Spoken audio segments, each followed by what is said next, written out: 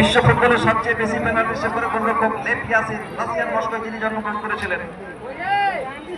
শমিত আন্দানোভিক যুগোস্লাভিয়ার গোলরক্ষক যিনি 38টি সেভ করেছিলেন বিশ্ব ফুটবলে। জিয়ানলুকি বুফো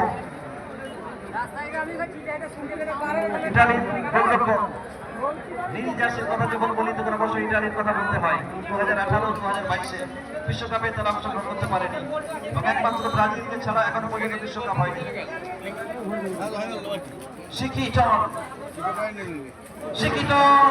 এখানে তিনি দলকে 2-0 গোলের ব্যবধানে এগিয়ে দিলেন।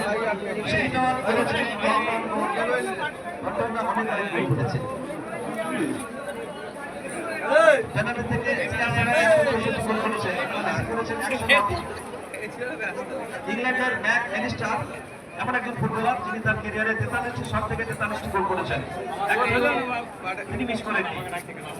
গঞ্জালেস মার্টিনেজ 15টি শট থেকে 15টি গোল করেছেন আর্জেন্টিনা।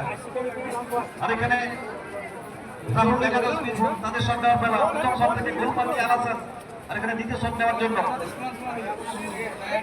Jersey number 8 রাজবর